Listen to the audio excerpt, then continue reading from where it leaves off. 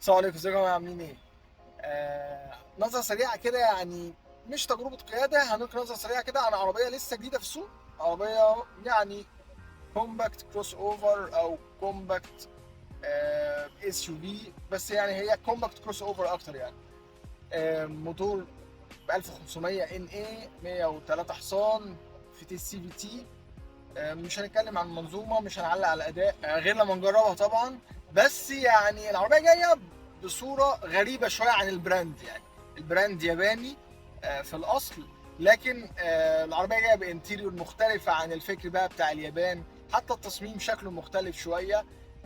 يعني الخامات ممكن تكون اتحسنت طبعا. تعالوا كده نبص عليها وقولوا لي لو في حد شايف ان هي حلوه او حد شايف ان هي مش حلوه. الميتسوبيشي اوتلاندر سبورت. طبعا يعني الموضوع مختلف تماما. درايف مود، ستارت ستوب، هنا نورمال، ويت، جرافل، مود.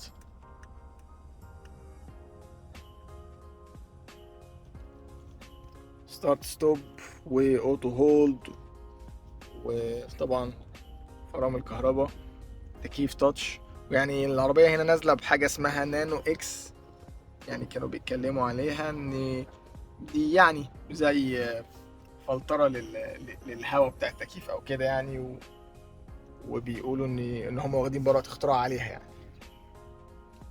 بصوا هنا بقى الديجيتال، اعدادات ديجيتال. طبعا الموضوع ده جديد على ميتسوبيشي، هو عموما الانتيريور دي جديدة على ميتسوبيشي يعني. طبعا هنا في زي جينز كده او قماش، وهنا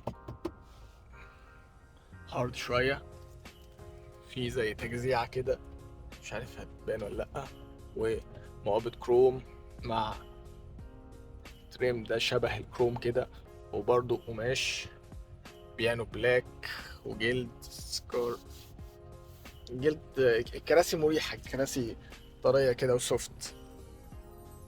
هي الانتيريور بتاعت العربية عموما شكلها لطيف. بس بصوا دي،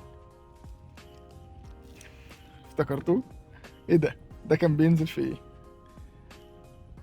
ما علينا. بس يعني هي العربيه نازله بشويه اوبشنز كويسه، وباكج امان واي بي اس واي بي دي وتاير بريشر.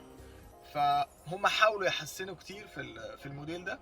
حتى الالوان، يعني العربيه اللي احنا راكبينها دي برضو لونها مختلف شويه. طيب اسعارها كام؟ هي بتنزل فئتين، هاي لاين وبريميوم لاين، مليون 375 ومليون 450. هتعمل ايه بقى؟ ده اللي هنشوفه. هل الناس هتفضل الاعتمادية قدام الأداء، ولا هتفضل الأوبشنز قدام الاعتمادية؟ ويعني مش عايزين نجزم في حاجة زي كده، بس هم المفروض ميتسوبيشي منزلين العربية دي يعني بتسعير على كلامهم ان هو كويس وباكج كويس. ان شاء الله نجربها قريب، تبقى تجربة مطولة ونقول يعني العيوب والمميزات كلها. لغاية ما نجربها بقى، ما تنسوش تشوفوا الفيديو بتاع الاكليبس على الشانل على اليوتيوب، وطبعا الريفيوهات بتاعت العربيات اللي فاتت. ما تنسوش بقى تعملوا لايك وفولو وسبسكرايب على الشانل على اليوتيوب، ولو في اي حاجة تكتبوا لي في الكومنتات. سلام عليكم.